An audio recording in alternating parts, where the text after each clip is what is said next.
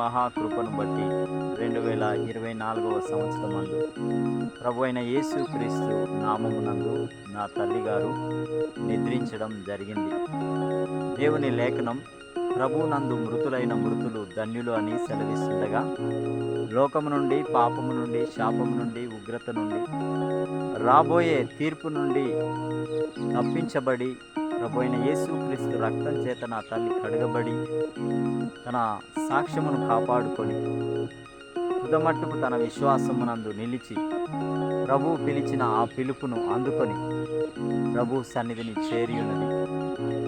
నీతిమంతులను జ్ఞాపకం చేసుకునుట ఆశీర్వాదము అని సెలవిచ్చిన ప్రకారం నా తల్లి మాకు జన్మనిచ్చింది కాబట్టి, దేవుని యందు విశ్వసించి ఉన్నది కాబట్టి, అబ్రహాము దేవుని నమ్మెను, అది అతనికి నీతిగా ఎంచబడెను.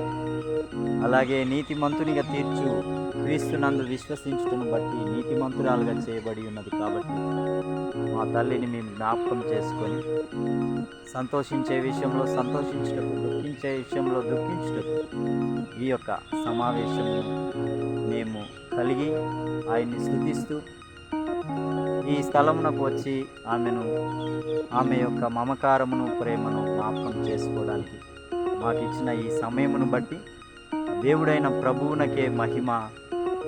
మా తల్లి ఆ స్థలమందు ఉండి నెమ్మది పొందుతూ ఉన్న విధమును బట్టి మేమును ఒకరోజు ఆమె దగ్గరికి, అనగా దేవుని దగ్గరికి చేరవలసి ఉంటుండగా, మరి ఎక్కువగా ఆయన రాక కొరకు నిరీక్షించి దేవుని అడుగుజాడల్లో నడుచుకుని విధముగా దేవుని స్తుతిస్తూ దేవుని సహాయం కోరుతూ ఈ నా మాటలు ముగిస్తున్నాను.